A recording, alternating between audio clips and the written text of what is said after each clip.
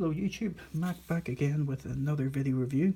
This time taking a look at one of my favourite mobile suits and one of my favourite variants of it. The Jegan ECOAS type. I think it's RGM 96S ECOAS. Could be wrong. I've got the box over here, let's see. 89DE. Okay. RGM 89DE ECOAS Jegan. Now, the Jegan has always been one of my favourite mobile suits, and I know they only ever appeared in a movie and an OVA series, and that's really about it. And they were in F91 as well. Yes, they were in F91. But quite frankly, they are miles above the GM in their performance. They also have more versions than the GM when you look at the Jegan, and the adaptability of them and the complete change. It really felt like this was the next mobile suit from the GM, rather than going GM to GM2 to GM3 and so on and so forth. This is the Dom to the Zaku basically, and I always loved them. So of course I happen to own many of them. A couple of P-Bandai ones. I own the F91 version. I own the standard Jegan, I own the Stark Jegan, so on and so forth. Anyways, let's move on to this one. This one is one I've always been after, and I'm going to get Conroy's version as well eventually. If not, I'll build one. But this always stuck out to me as, yes, this is what you can do when you implement something as a sort of covered ups type mobile suit. Now the first thing you might be thinking is, why is it brown? Why is this spacesuit brown? Well, actually easy to answer. For invading asteroids. And that's exactly what they did. And then even invading the colony builder at Megalonica. These things just hid themselves, blended right into the environment. You couldn't see them. You had to wait for them to spot you and see where they were shooting from. When the Lodos were on the ground, they flew right past them until they took pot shots at them. So these things were unnoticeable, and given the tools they had with the high vision sniping equipment, one of these could take you out before you even know it's there. But enough about the mobile suit itself. Let's get on to the kit. That's really what you want to see. And with the Jegan, I never have any complaints because it is just the right amount of detail and posability. The only thing I would really like is a bit more rotation in the legs, but, you know, minor nitpick. So, when you look at it, you can see here, it's got the sniping equipment up in the head, and originally I thought it was just this piece going on to the top, but it's actually the whole sides of the head are actually completely different to the standard Jegan, which just shows the amount of detail they put into this. A bit of dust on them there from being on the shelf for so long. This whole panel just clips in to where the door on the regular Jegan goes. So this armor panel is actually removable, and you do get the door, the regular hatch, to put on there in case you want to. He comes with the shield, which is just a standard Jegan shield. Just get it off here. Just a little rotational hinge on here, and you can plug it on here and then flip it round to the back or wherever.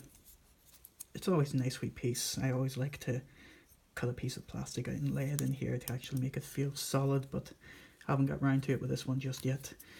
And the missile launchers, I normally paint them, but on this it kind of felt like going against the whole covered ups look, so I just left it. You can see that I've painted a few things on this one. There's a couple of details added in here, and there are these stripes in here just to really break up the details. Silver bolting, thrusters, bits on the back of the hand, sides of the gun. Just a few minor things that really just help bring out the look of the suit. Now on to articulation, which is just about the same as any Jegan really. So we have the ball joint in the hand, bring your weapon up and down around. Good rotation in it. Single jointed elbow, but it is just slightly beyond 90 degrees. Straightens out. Rotation at the shoulder, and then the shoulders can actually come up and down, and then they can come out pretty far. Not as far as more modern mobile suit kits that we get now, but they're still pretty good. I always like to just keep them up instead of keeping them down. Keep them up makes it look stockier, gives it a nicer stance. Head is on the ball joint, so it can look pretty far up and down, and then you get the full rotation. But as you can see here, this bit up here, which does have a bit of a joint to it, comes off very easy.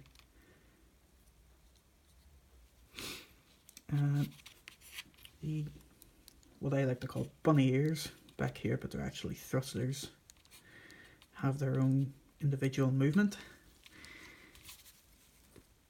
The side skirts also have their own individual movement, and one thing I like about these on the Jegan is that they have a purpose. So you have a grenade rack on one side and a beam saber holster on the other. Moving those off to the side, you can only get the legs out about so far. They don't really rotate much, but enough, which is really what I meant by wanting to get more articulation out of them. Come really far forward, really far back. It's like kicking yourself up the ass. I always love that about this kit. Double joint at the knee, but it doesn't really get that far. And then you have a really nice rocker ball joint on the foot. And a bit of slide back and forth there, so you can get it nicely back, nicely forward. Some side to side movement as well. And we'll just set them up into a nice pose here.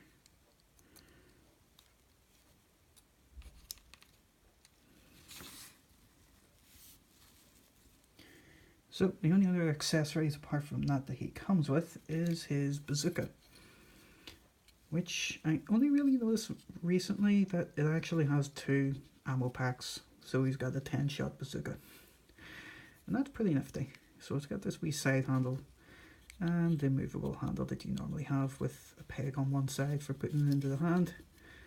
Nowhere to store it on them, so he's got to be using it or it's gone. And then the 2 beam sabers that you would normally get.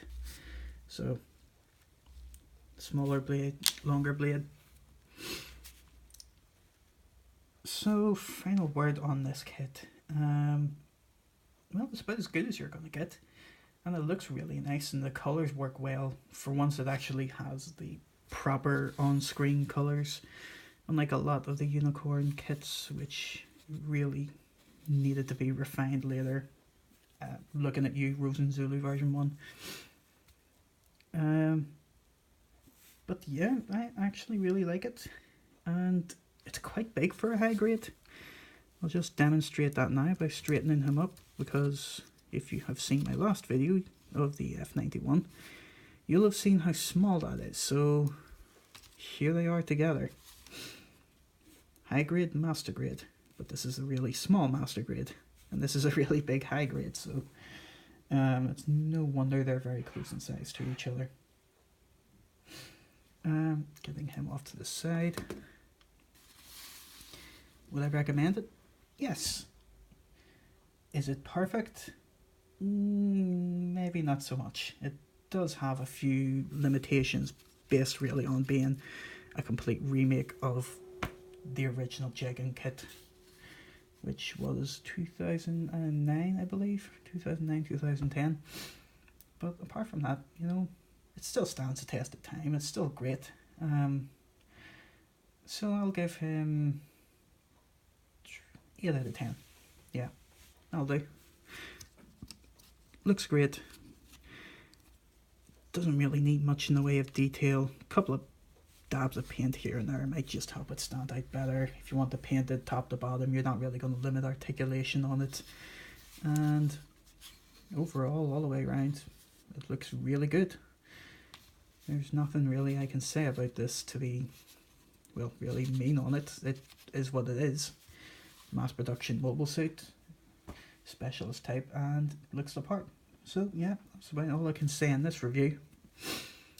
Thank you very much for watching. Link to the blog below. Be sure to subscribe, and see you all at the next review.